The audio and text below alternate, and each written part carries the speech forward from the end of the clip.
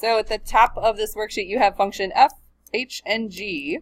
So they're going to have you do a little bit of evaluation here at the top 3 questions. I'm not going to do those for you because you guys have that. But let's talk about number 4. That one interests me a lot because that looks a lot like the test question that you guys are going to see tomorrow. So the domain of f of x in interval notation. So f of x is one of those radical functions. So the implied domain for radicals, for even radicals, is that you can't take the square root of something that is negative. So you kind of do a little side setup and you say what's inside the radical, 5x minus 3, has to be greater than or equal to 0. And then you solve it.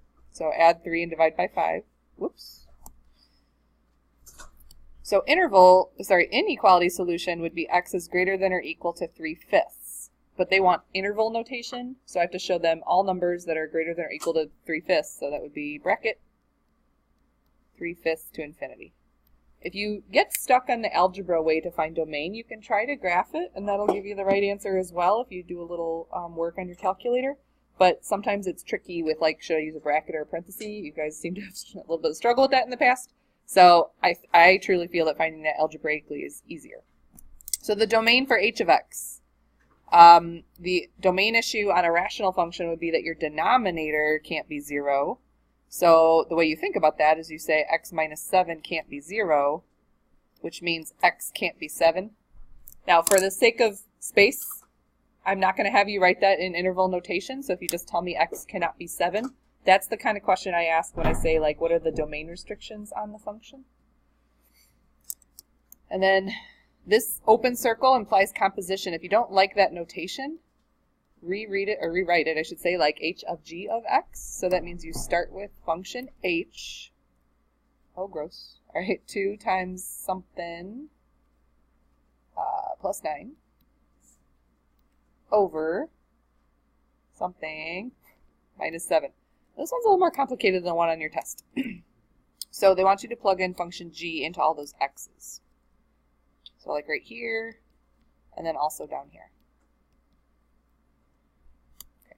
Now, clearly, no pre-calc teacher is going to look at this and go, yeah, that's a great answer, a totally simplified function. Not at all. You need to distribute the 2, and then you'll have to collect your like terms in the numerator, and then collect your like terms in the denominator as well. So let's see, that becomes 2x to the third, and then a minus 2 plus 9 will be a plus 7 over x to the third minus 8. All right, so there's no more canceling that's going to happen in that expression because this is a polynomial and this is a polynomial.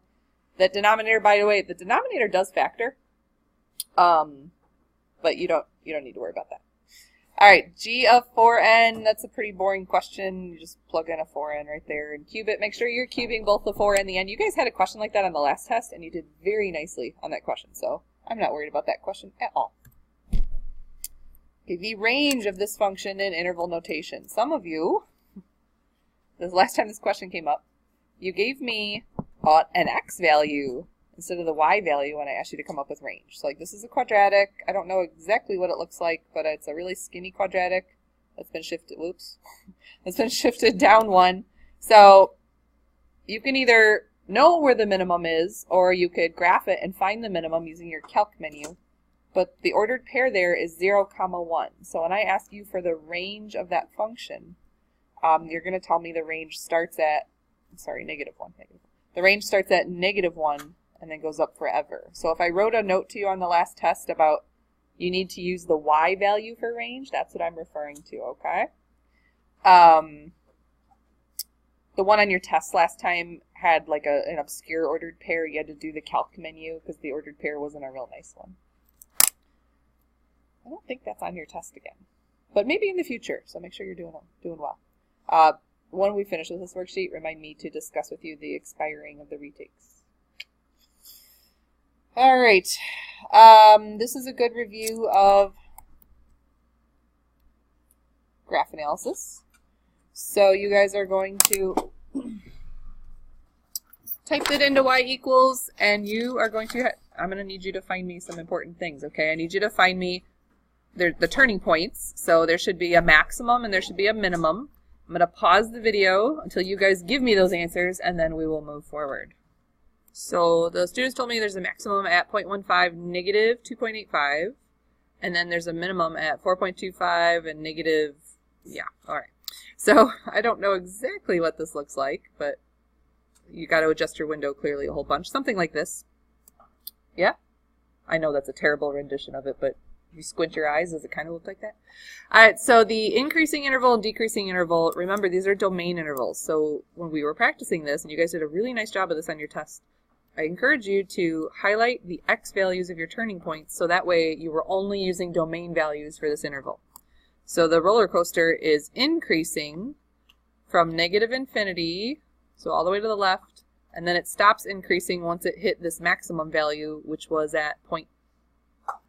Oh, I did a terrible job. That was supposed to be positive 0.15. Move those axes over a little bit. All right, 0.15. And then it's also increasing from this x value, which was supposed to be 4.25. 25. Hello, dyslexia. No, 52. Gosh. 4.52.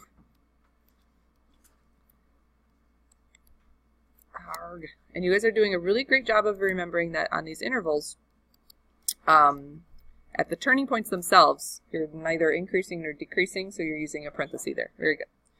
The decreasing interval is between those two values, so from 0.15 to 4.52. And then the inflection point is halfway between the two turning points, so the maximum and minimum. So, I mean, you could, I've accepted a lot of answers on this question. It would help if my axis was even close to the right spot, though. So let's, yeah, does that work?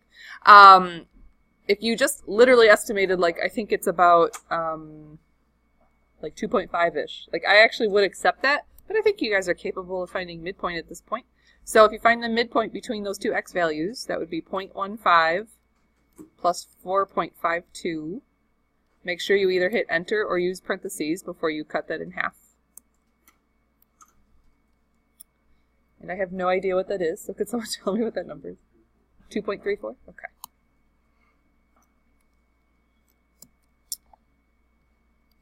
And then since you guys have your function still typed into y equals, could you please hit trace and then type 2.34 and tell me the output, please, to the hundredths place?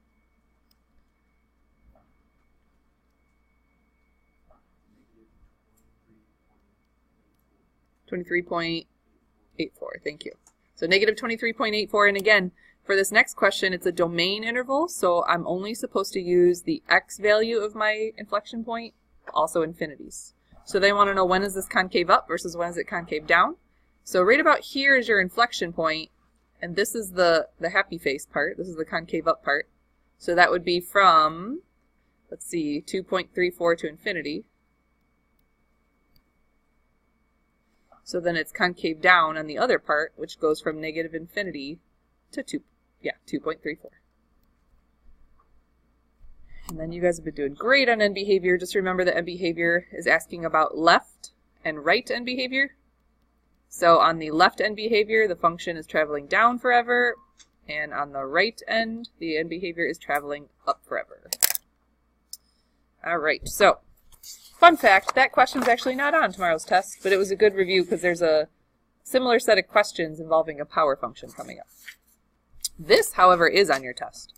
So we have a parent function, cubic, and it's being shifted 3 units to the left and reflected over the x-axis. So this is a horizontal movement, and then when you reflect over the x-axis, that's a vertical movement. So if you're worried about, oh, is this one of those ones where I have to be really careful with my order? No, it is not, because horizontal and vertical, they're not competing against each other. So what does it look like in your functions when you shift 3 units to the left? Where does that go and what does it look like? Is it inside or outside of the function? That's my question. Inside. And what does it look like when you're going left? Good. X plus 3 to the third power. And then if you want to reflect something over the x-axis, that's just you throwing a negative in front of the function here. Sometimes kids get confused and they're like, wait, am I supposed to do something with that distribution of the negative? Well, this is not x plus 3. This is x plus 3 to the third power, which is something way more exciting than just x plus 3. So don't distribute into quantities that have powers on them like that. This is a good answer right there. Now this one, I need you guys to be careful about what you're going to call this. So when you throw a 3 into the function with the x. What is that called?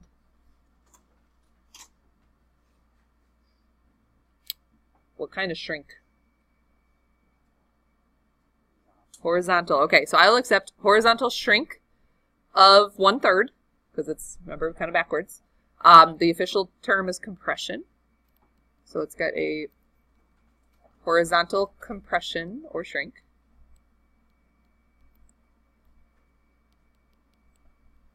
And then a subtract 4 off to the side of the function is going to move it down 4. Very good. And again, one's horizontal, one's vertical, so order doesn't matter.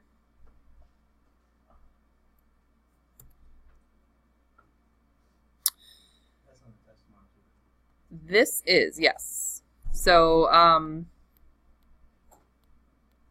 there's a question about, this is probably the only question I'm worried about in this section.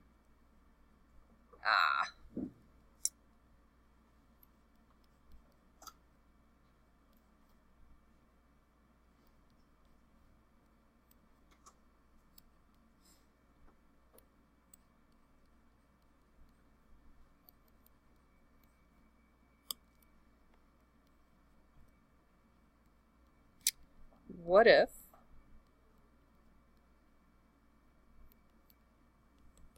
I wanted you to create a function that was reflected over the x-axis first and then shifted up 4? Which one is correct? Okay, I'm hearing people say the first one. Anyone want to argue with that? Good, because that was right. So if it goes in that order, if it says reflected over the x-axis first, that means you have to put a negative in front of your original function. And then if you shift everything up 4, that's a separate act over here. The reason this answer is wrong is think about your the way you would handle a polynomial, guys. If you have a negative in front of a set of parentheses like this, in this case, you would think naturally, well, I'm going to distribute that negative, right? So what's going to happen to that +4 shift at the end of your function?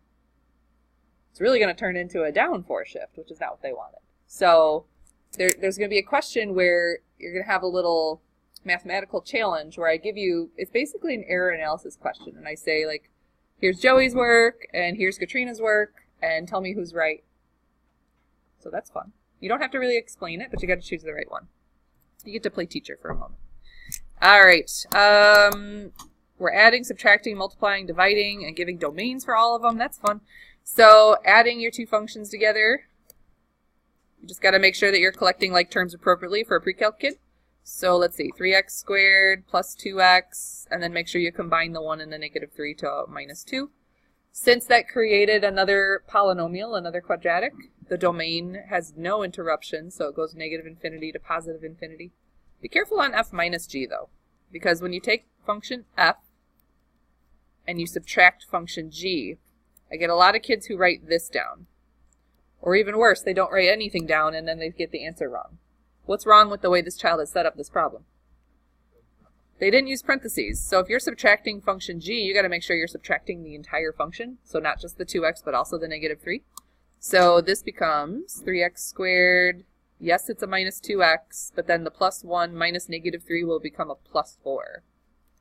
I think we've all caught on to this by now, but not showing work with the way that we grade in pre-calc is a terrible idea. Because if you make a silly mistake, I can't offer you a better score because I can't see where your brain is at. Okay, multiplying f times g. Oh, domain here, of course, was -infinity to infinity. We're just going to FOIL these together, or distribute them together. Let's see here, 6x to the third, and then -9x squared, plus 2x, -3. And again, you have another polynomial, so there's no domain restriction. F divided by g, however, it's not difficult for you to set it up. You just put f in the numerator, and g in the denominator. But this time we do have a domain issue. We have a discontinuity. What is the value that x cannot be? If you quick solve that denominator for me, can't be 3/2. Very good. So on those questions, unless it specifies I need interval notation, you can kind of cheat and say x can't be 3/2. Is that your question? Yeah. I mean, you can get bonus points in my heart for putting in interval notation, though. I'm always impressed with interval notation. All right, this looks a lot like the question that we might see on a test. So, on your calculator, if you were to graph that, which I'm too lazy to get out my emulator, so I'm just going to use mine. So it's -4 over x to the second power, or you could type it in exactly how you see it there. You get a rational function with definite disruptions, for sure. So it looks, whoo, that's ugly. Something like this. Oh my gosh. All right, that was not supposed to cross the axis. My bad.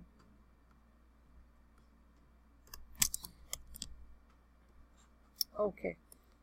And it definitely does not have a point in the middle there. I don't know what happened. Okay, so you have a weird rational function. You don't have to know that from memory yet. We're going to discuss rational functions next week. But please don't tell me the domain goes from forever left to forever right. You can see clearly there's a definite issue at x equals 0. So your domain stretches from -infinity to 0, jumps over 0, and goes to infinity. So in this case, I do want your domain in interval notation. The range starts at -infinity. And then it hits every y value up until the asymptote, which is at 0. Now, because you don't actually have any points at 0, it never quite reaches 0, I need to use a parenthesis. So this is a case where a power function created a range that stops essentially at 0. There are no intercepts. That happens a lot with these power functions. It doesn't cross the x-axis. It doesn't go through the y-axis. It is not continuous. The end behavior is always asking about the left and the right side. So on the left side over here, the function's approaching the asymptote from the bottom, so it's approaching 0. And then the function over here on the right side was also approaching the asymptote from the bottom, so 0. And then I don't know why this one really bothers kids. I think it's because there's arrows on the function and they don't like to look at it. So ignore the arrows. This is a decreasing roller coaster track, right? It's decreasing from here to here. So that would be from -infinity to 0. And then here the function is increasing. So from 0 to infinity. And remember, those are domain intervals. So when I say 0 to infinity, I'm referring to x equals 0 and then forever to the right. All right. Oh, this. Okay. By the way, if I don't get around to the blue worksheet, what I'll do is during my planning next hour, I'll record me doing some of the blue problems and then I'll post that as well. So never fear, guys. Part A, we talked about solving these. It's my worst nightmare to have radicals on the same side of the equation, and we do have two radicals in this problem. The good news is they're already separated. The bad news is this is going to be one of those questions where you have to do like twice the work that you think you have to do. So let's square both sides. The quantity 3 plus square root of 2x is being squared, so I'm going to write it twice. Over here on the right-hand side, though, that's easy. The square root and square just cancel each other. All right, let's distribute. So we get a 9. And then you have 3 square roots of 2x plus another 3 square roots of 2x. So you have 6 square roots of 2x.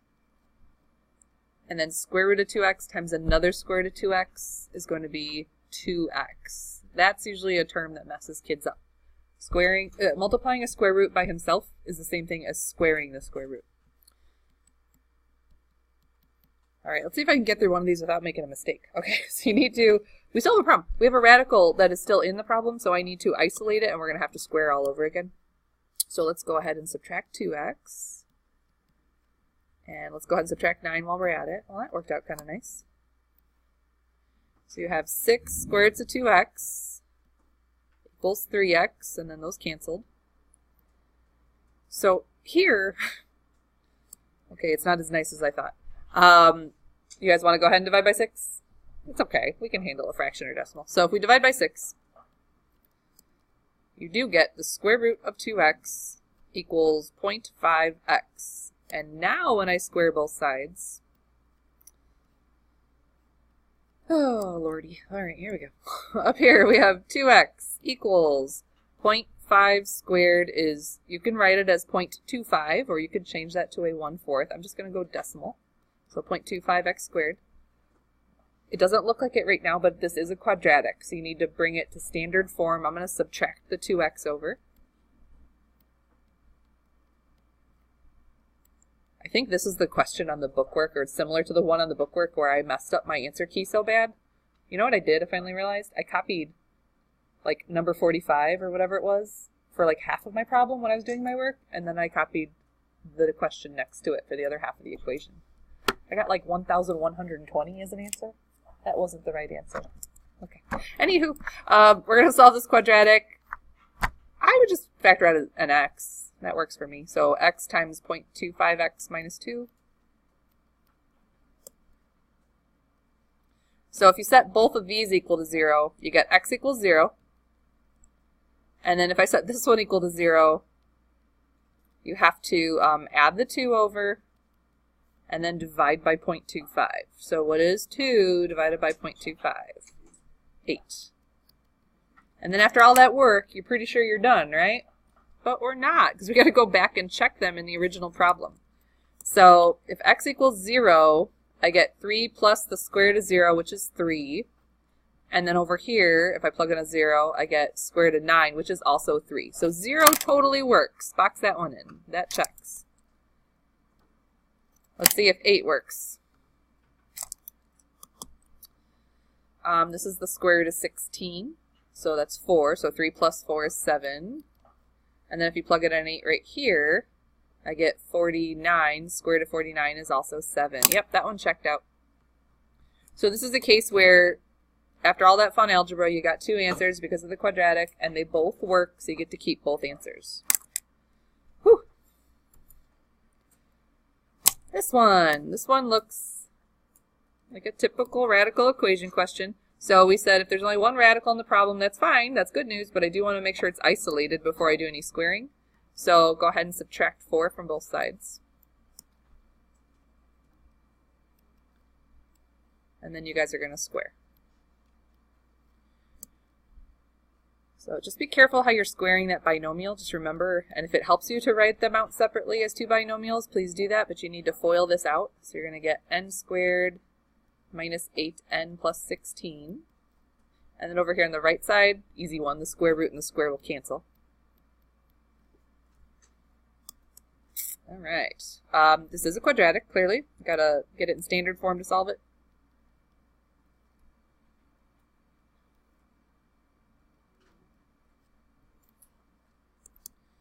So we have n squared minus 13n plus 30. And I think we have good news here. I think this one factors beautifully. Minus 10 and minus 3. So your solutions, your supposed solutions, are n equals 10 and n equals 3. But we're not done, because if we've learned a lesson in our homework, it was that we do have to definitely check our answers. So when I go to plug in n equals 10, the original problem is fine, or you can go back to this line underneath it before you squared, either one. You get 10 equals 4 plus square root of 50 minus 14. I should totally be able to do that. Is that 36? So 4 plus 6, yes, that's totally 10. That one works. Okay, now let's go try to plug in a 3. So I get 3 equals 4 plus, plugging in a 3 right here, I get 15 minus 14. Okay, guys, that's a 1. 4 plus 1, does that equal 3? Nay, it does not. So that is an extraneous solution. You would show me you got it, but cross it off and write ext next to it. The only acceptable solution there is n equals 10.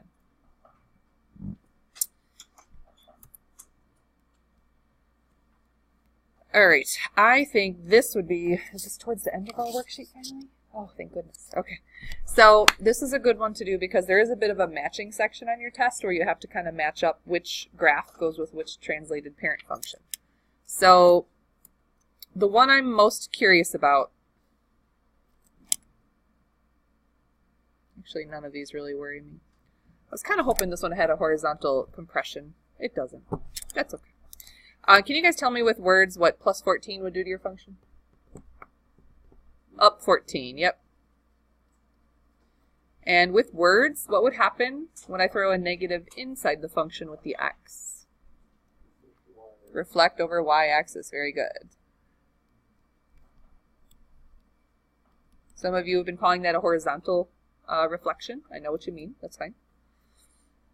Minus 3 inside the function would be right 3.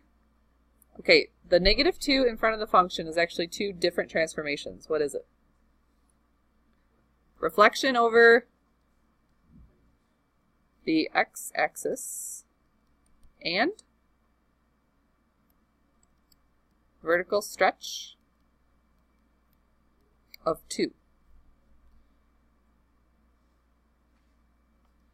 And then a 1/2 in front of the function. Sometimes you guys get a little caught up with the wording, and you might call it a vertical stretch of 1/2, but technically that would be a vertical compression